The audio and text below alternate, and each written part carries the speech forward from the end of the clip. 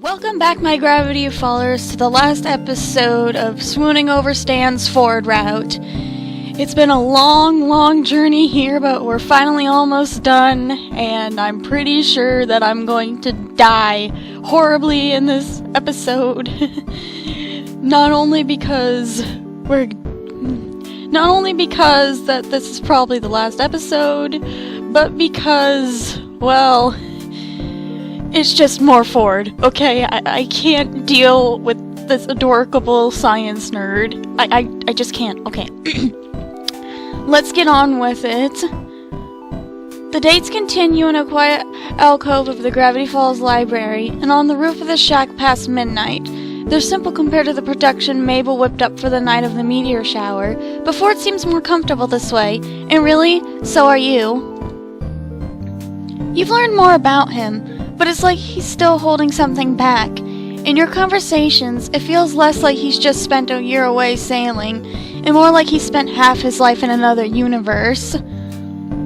For instance, during that afternoon at the library, he had attempted to print nearly 3 decades worth of academic papers in physics, and you had to remind him about the existence of PDF downloads and USB drives.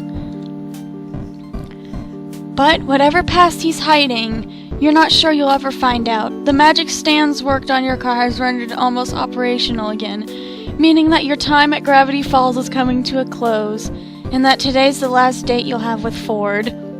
I don't want to leave. I don't want to leave Gravity Falls again. I can't do it. I can't do it. I can't leave again. I can't. I don't want to leave. You arrive at the Gravity Falls community pool just a minute after sunset. Pink, oranges, and yellow streak across the sky like a splash of Mabel juice. Despite it being after hours for the community pool, the front gate is open. Thanks, Dipper. And you sidle inside, taking in the abandoned floaties and the several times special edition soggy towel on the floor. A few minutes pass before Ford arrives, signaled by his accidental slip on the said several times towel, and a quiet curse at his clumsiness. You're just so cute. He's just so adorable, poor Fordsy. Don't worry, I nearly stood on it too. Someone must have left it behind, though maybe for good reason. He picks up the towel between forefinger and thumb, and something sticky drips off of Deep Chris's forehead. Ford shudders and drops it again. Yee. Children and their boy bands. Make sure Mabel's not around to hear that. I'm fairly certain she'd disown you. At least Baba actually had some good songs back in their day. Ford turns to you and you notice something. His curious expression softens as you stare at him, and he makes his way over to you, tilting his head down in your direction. Curse him for being so dang tall and cute. Even though... Ford? Yes?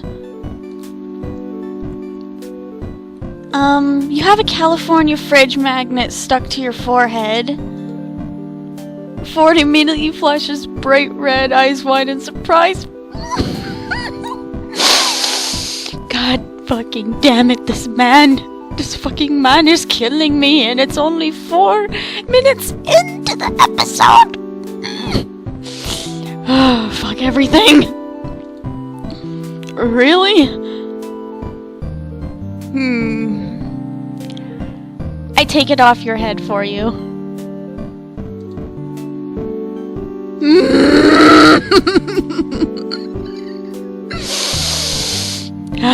God fucking damn it. I can't do this shit. Look at him. Just look at him.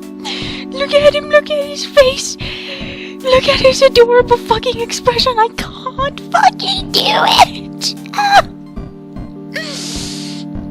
You pull the magnet off his forehead, examine it for a moment, and then lightly tap his nose with it. He flushes a somehow deeper pink, grinning bashfully at you.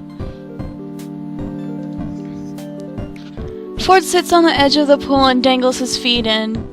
Having not worn a swimsuit, you have one on under your clothing, but you're kind of nervous to get undressed. Oh, really? You're fucking telling me that you're nervous? I would be fucking nervous too. Yeah, I'm nervous. Yep.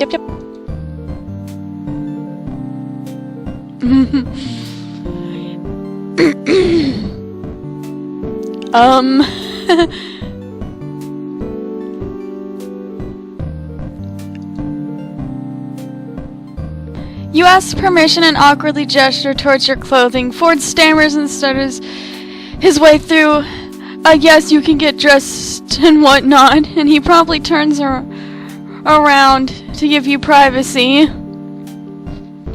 You notice, though, that he peeks just... What? God damn it. You don't comment on it, but you blush regardless. You sit with Ford on the edge of the pool, swinging your legs back and forth in the water. The two of you sit in silence for a moment. Do you go swimming a lot? Me? No. I used to swim a lot as a child, since we lived close to the ocean. But now, not really. Why not? Never had the time, I suppose. I was always so busy with my work that I never realized we even had a community pool until Mabel told me about it. It goes quiet again. Ford's hand skims across the surface of the water, tracing tiny waves with his fingers. He looks to be deep in thought, like something's troubling him.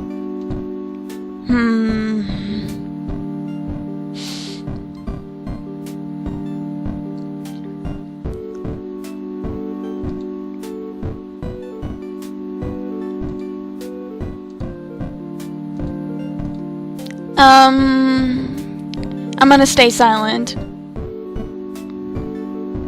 You stay silent and instead start swirling your finger in the water too, occasionally curling your finger around his. It's an accident, of course. Accident, my foot.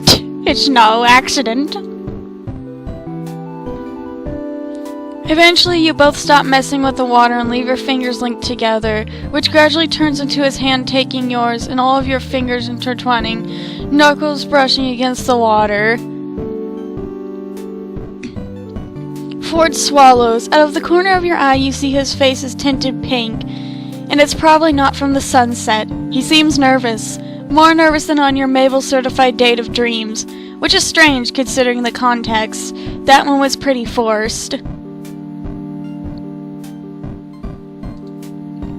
Ford, do you trust me? The question comes in one breath out of nowhere. His grip on your hand tightens.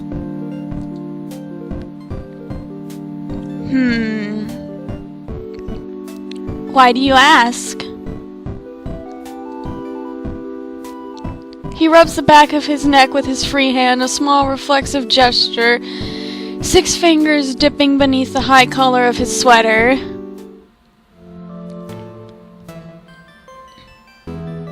There are things that I still haven't told you yet. Things about myself.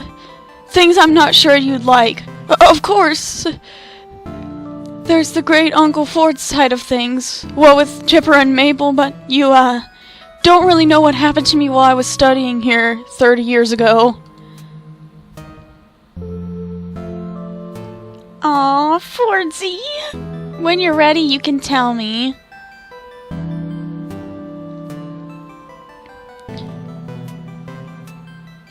Ford, you don't have to go into detail about it if you aren't ready to.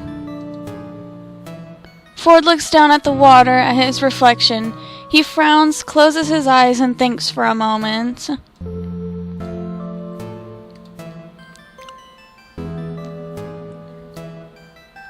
You've proven yourself to be a good companion, to put it lightly. Of course, the whole dating thing. He blushes. Ford coughs when you start giggling. Well, what I mean is, there's nothing about you that could do me significant harm. Just wait until I peel off my human skin and become a lizard person. Within the set of species residing on this earth, there exists a race of lizard people, and surely they walk among us, Rose. That subject is no joking matter. You stare at him, an eyebrow raised. Both of you burst out laughing, the sound echoing around the empty pool, and from the corner of your eye you notice Ford scooting closer to you. Oh dear. Rose, you hadn't heard of Gravity Falls until you crashed into the shack because of my magnet gun, correct? I read about the shack being a tourist trap in Oregon, but that's just about it. Gravity Falls wasn't even on my map. Why do you ask? That's to be expected. Most people don't know about Gravity Falls until they see it for themselves, or do elaborate research on it. Remember when we went hunting for the Mothman, how I warned you about the other creatures that can be found in the woods and around town? You mean the leprechaun and the grim bloblin and the others you told me about, right?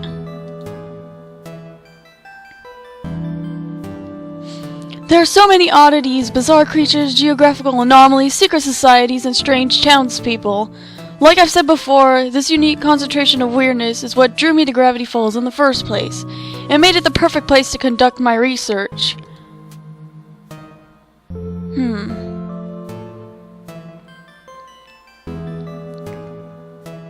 Why was the weirdness centralized to Gravity Falls?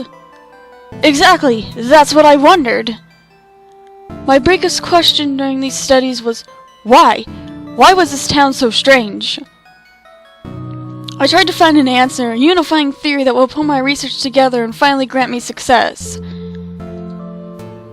But I hit a wall in my research.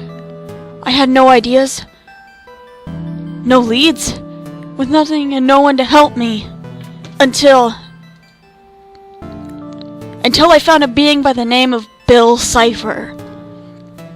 He came to me in my dreams, claiming he was a godly muse, a friend, someone who could do a lot with a little help, and I believed him.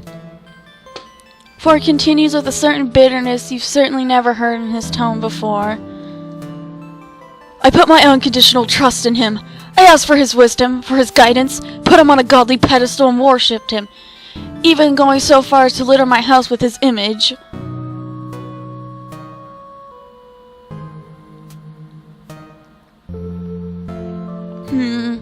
Did you build the door? What happened to it? Well, when I consulted Bill about my unifying theory, he told me that my answer lay in another dimension, and that he could help me build a portal to it. Obviously, I built it without hesitation, without thought, and instead of being a doorway to a weirdness dimension, as I've been led to believe, it turned out it led to the nightmare realm, Bill's realm. He tricked me. All he wanted was to cross into our dimension, and model it into his chaotic image. I shut the portal down before his plans could be realized, but it was too late. My mind was in shambles from Bill's influence. I should have ended it. I should have torn the portal down, but I had put so much into making it work. I had the instructions for its operation instead. I tried to entrust a piece of it to Stanley, but after 10 years apart, Ford pauses, sucking in a deep breath. We fought. In the midst of it all, one of us pushed a button and pulled a switch. The portal was reactivated that day, and I was pulled into it.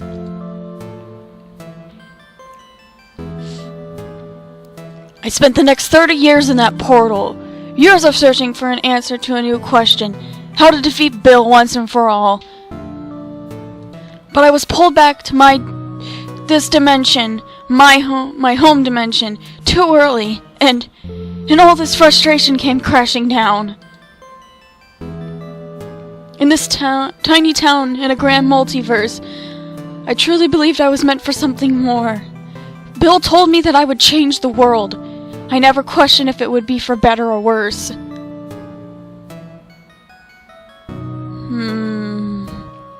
Oh dear.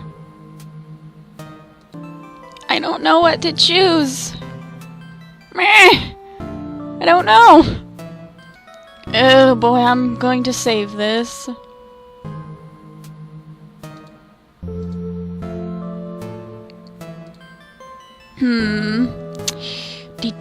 Dee.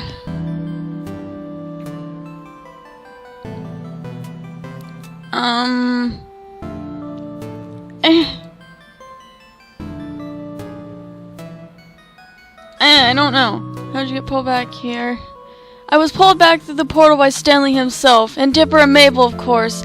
However, because the portal had been reactivated, Bill could enter our world at any time. I destroyed the portal device once and for all, but what was left was an interdimensional rift in space-time, left over from the portal's last operation. It had the potential to lapel through our dimension. I contained it, but the rift shattered. Bill entered the physical realm and wreaked havoc on Gravity Falls in an event called Weirdmageddon.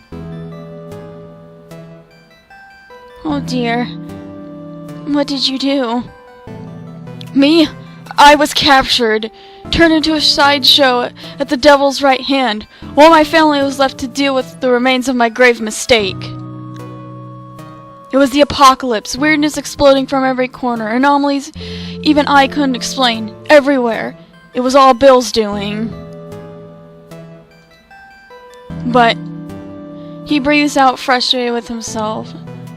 It was still my fault. As much as I want to go back on myself and say it wasn't, I still caused the whole thing. I brought Bill here. I helped him with his plan. Well, I gotta be perfectly honest that it was sorta his fault. But he did everything he could to rectify it, so Ford Jotes, turning to you. I mean, it was. Even if you didn't mean to, you had some fault in the matter. Ford stares at you as you think, trying to phrase your words correctly. But you thought what you were doing with the portal and all would help your research, that would lead you to success. Yeah, you read Bill wrong. It's not the end of the world. Well, it was, but Ford laughs at that, and you've never heard a more relieving sound in that moment. But you and your family managed to stop Bill and stop the end of the world, and I think you learned something from that, you know? And what would that be? That you don't have to take everything on alone. Your grip on Ford's hand tightens. That you can trust other people to help you with the burdens too heavy to carry alone. Ford nods, squeezing your hand. It was awful and bad, and yeah, you messed up, but it doesn't define you. You're incredibly intelligent and fun to hang out with. And sure, sometimes I don't understand half the sciencey stuff that comes out of your mouth. But that's all part of you. And that makes me like you all the same.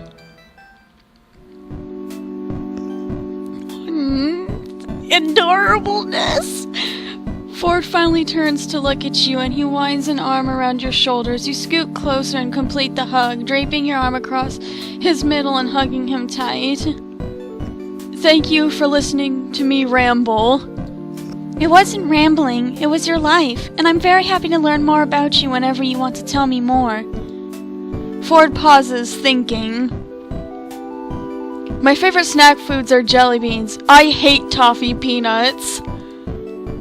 Honestly, I kinda guessed the whole jelly beans thing. Ford laughs and you laugh with him, nuzzling into his chest. You feel him swallow before he presses his lips to the top of your head. God damn it!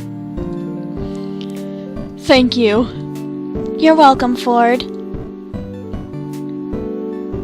He smiles at you a moment longer, then it falls as he sobers. I suppose I wanted to tell you because you're leaving soon. The acknowledgement that in a matter of days your time in Gravity Falls will be over should feel final, but instead it only feels distant. You sit back, relinquishing Ford's embrace, and he speaks again. Rose, what are you doing after all this? When you get your car back, what'll you do? Might as well finish the road trip. I guess, I don't know. Help me!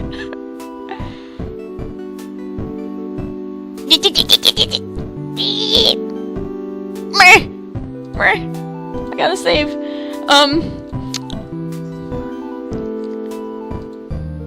I never did get to finish my road trip. It would be comforting to think that 4 would still be here in Gravity Falls for summers to come, but you recall that Stan and 4 don't even live on land anymore. They'll be setting sail again, exploring the seas and documenting the oddities of the world. From what you've already heard about it, it's intense stuff that keeps them on the move and untethered. I need to tell him how I feel. I need to tell him how I feel. I need to tell him how I feel. Ford? Yes? On second thought, you're not sure you want to hear his answer. Your gaze catches on the pool and you change your mind. No! Son of a gun! No! You gotta tell him how you feel! Why would you chicken out like that? Okay, to be honest, I would have chickened out too. You want to jump into the pool with me? What? It'll be fun. But I have no swimsuit. I haven't been swimming in years. Ford. He stares at you wide-eyed. Trust me. Ford considers this, opens his mouth, and raises a pointed finger to begin his rebuttal, but decides against it. I'll give you 5 seconds until I cannonball. You face the pool and prepare yourself to do said cannonball. The 5 seconds turn into 10, but by the time you turn around to tell Ford to get ready, you stop.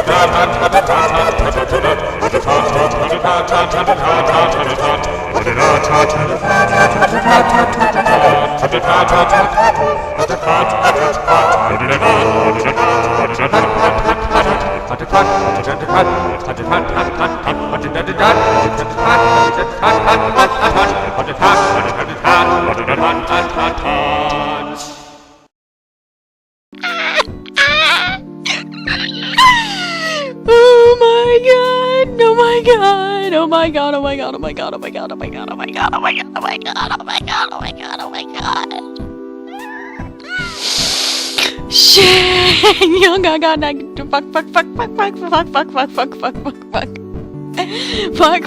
fuck. Fuckity fuck.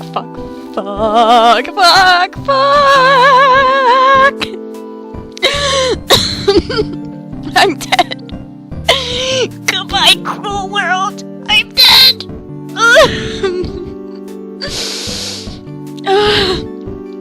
Because not only is he standing next to you, but he's down to just his pants. Oh, that's a surprise!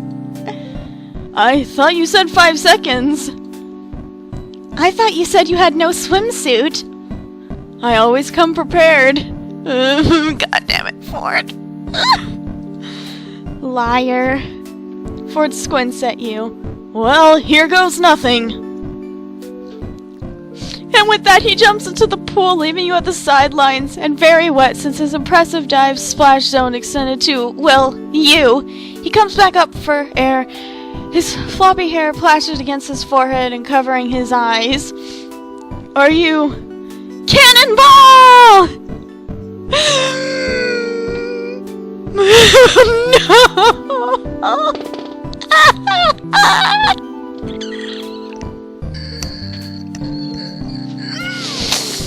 Forget about Mabel's certified dinner.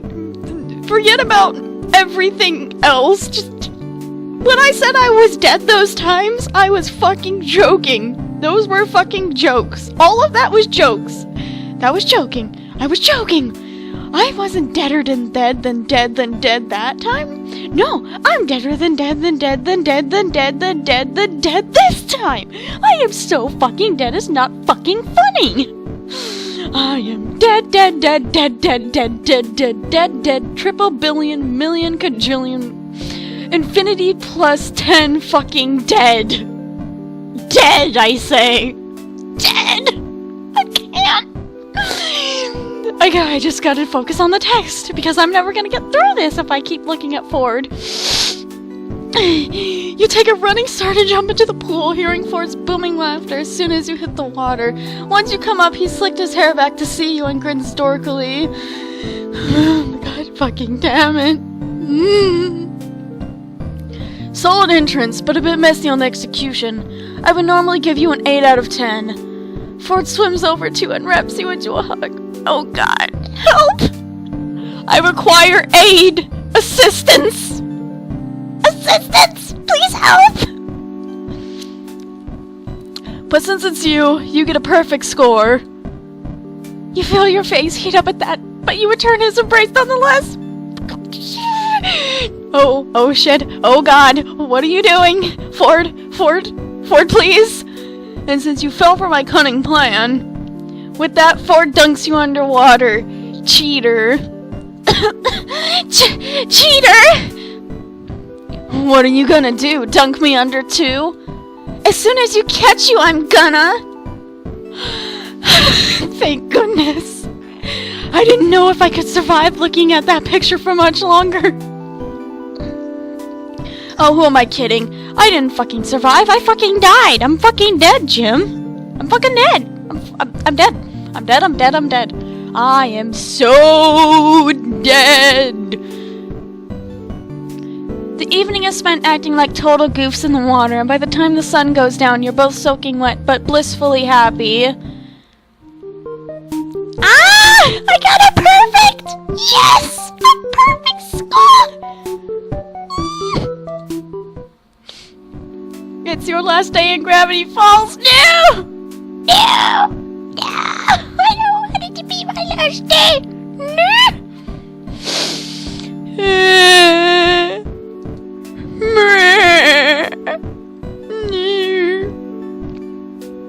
Weeks ago, you'd worried today would never come. But now that it's here, you don't know how to feel. I don't know how to feel?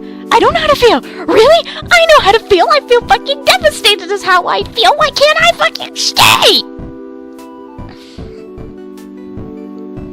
Just yesterday when Stan told you your car was ready to go, you wanted to believe there was something still left for him to fix.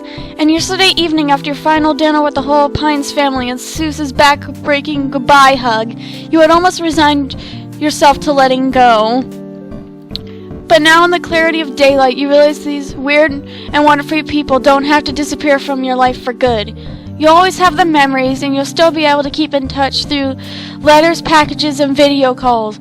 And, oh, I don't know, driving back to Gravity Falls and maybe moving here? Maybe it's an idea! They won't be able to get rid of you even. Too late, suckers! Cherished for life!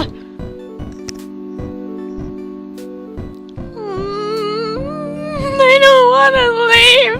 I don't want to leave. I don't want to leave them. I love them so much. And I love my Fordsy. I don't want to leave. When you make your way out to the shack, you're met by the Pines and Waddles, all gathered beside a large tarp covering what you guess is your car. They're talking amongst themselves until they spot you. There she is! Thought you were gonna miss the big reveal. Now, you guys! Ford and Stan each take an end of the tarp, pulling it off with a flourish as Mabel and Dipper threw handfuls of confetti into the air. Ta-da! The reveal is, indeed, your car. Besides a couple of nicks here and there, it's hard to believe it's the same one you crashed just weeks ago. Heck, it probably runs better than it did when you first got it. It looks amazing. You take it all in, running your hands along the hood and marveling at the spotless windows.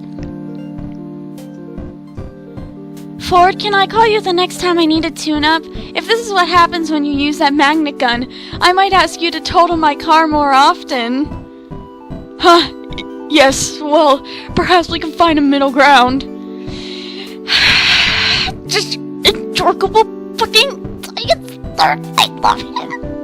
I love him.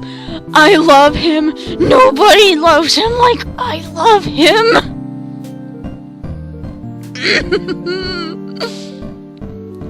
Hey, no love for me, huh? Don't forget who got you out of this mess in the first place. I could never. Trust me.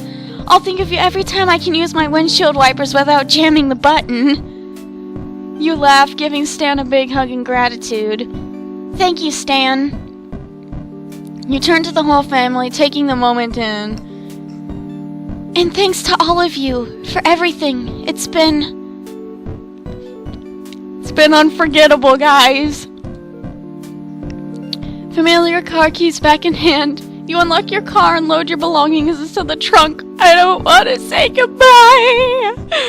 I don't want to say goodbye. I don't want to. Please make this stop. Please let me stay. I don't want to go. I don't want to go. I don't want to go. I don't want to go, Mr. Alex Hirsch. Mabel comes up and hands you a package wrapped entirely in ribbons and bows, winking. Just something to remember us by. Stan calls from where he stands with Ford, to the left of your car. I don't know what that is, but it's from me too. And me. Dipper simply shoots you a thumbs up, and when you look at the label on Mabel's gift, you see his name is already on it besides hers. I save it for later. Just like they did in the finale of Gravity Falls, where they saved that letter for later where they opened it in the bus, so yeah. Open it on the road after you leave. Or, well, after you stop at a rest stop because you're driving. Please don't get into another accident. You tuck the gift into the trunk on top of everything else, making sure it'll be safe from being crushed. After Mabel Bottles comes up to you as well and snorts up at you, you give the little guy a loving pat. You're going to miss this pig. You're really going to miss Gravity Falls too? Then don't fucking leave! What are you doing? Why? You don't have to leave. You could just stay here! Stay here! Move to Gravity Falls! Just stay here! What are you doing? I don't know what to say, except I guess. You're about to say goodbye when Ford interrupts you. Rose, wait. Oh boy. Come on, kids, back in the house. Nothing to see here. But I want to see! Stan shoos the kids back into the shack, leaving Ford and you alone outside. Ford steps closer to face you. Oh my god, oh my god, oh my god, oh my goodness, oh my goodness, oh my goodness, oh my goodness, oh my goodness, oh my goodness, oh my goodness, oh my goodness. Oh my goodness. I think I know where this is going. Rose, I've never been great at relationships. In college, I ruined what chances I had, and everything after that is best left forgotten. But I think I want to try this with you, Rose, if you'll have me. I want, yes, I want this too, I need to save this moment forever. I want this too, Ford. I think this'll work, and I want to keep in touch, Ford. I wanted to ask you for your numbers ages ago, but the shack's landline isn't exactly private, and I don't think you own a cell phone. No, Stanley's the one who bothers with cellular phones for the kids' sake. But I connected my watch to the interweb, as they say, and you could send me electronic mail or... Ford hands you a folded piece of paper, with parts of his cursive peeking from its folds. You almost start to unfold it before Ford places his hands over yours. You could send me a letter. This one's just to start us off. You look up at him and feel the desire to...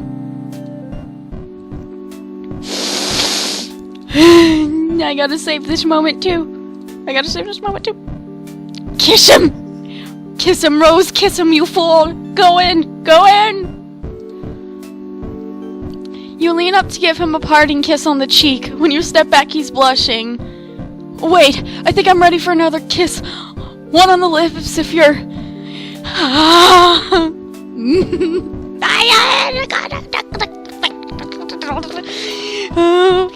Okay, here we go.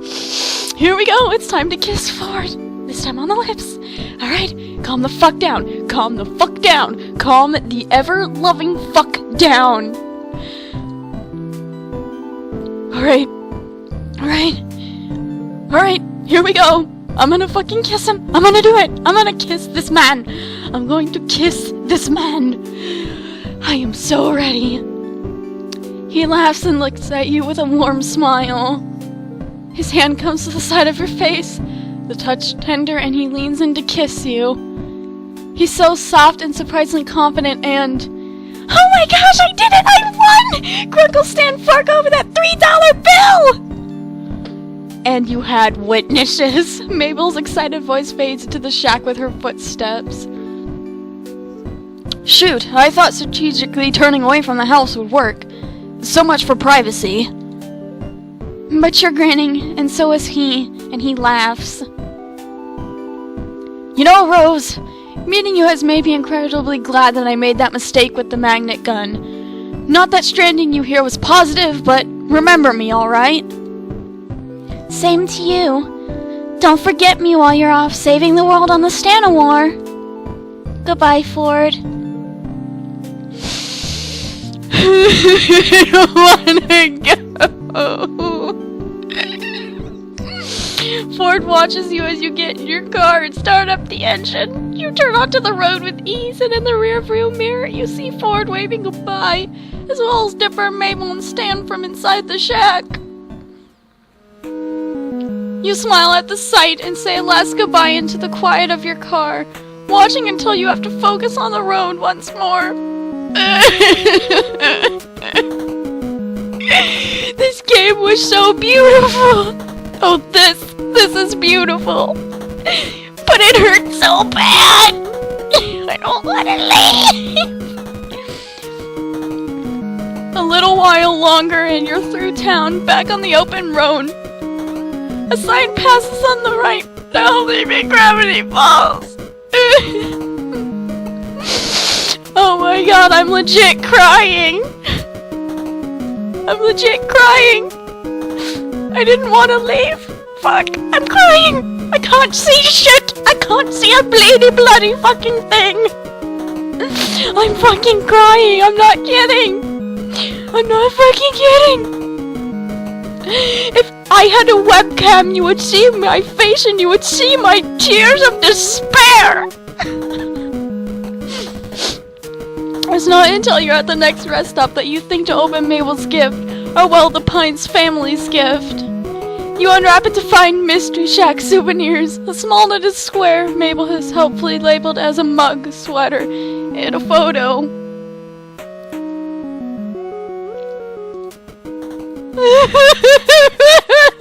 It's so beautiful. It's so beautiful.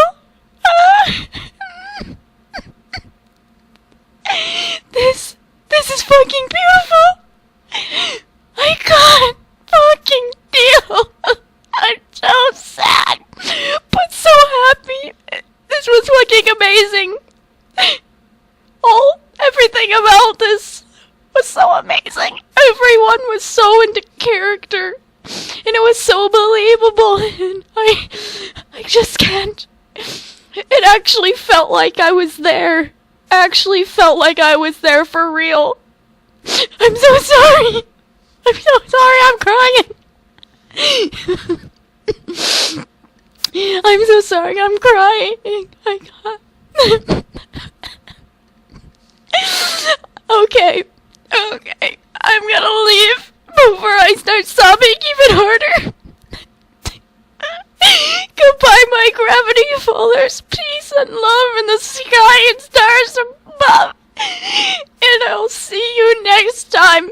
Maybe I'll play Stanley's route. I don't know yet. I don't know if I will.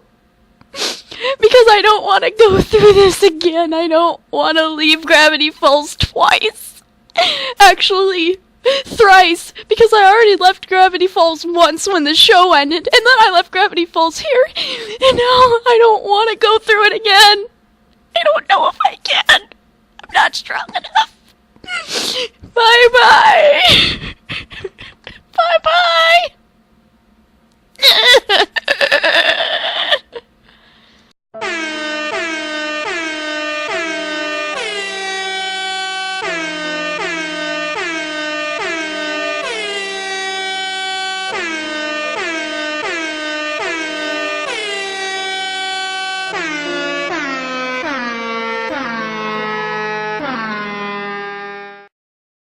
How could someone be so adorable and hot at the same time?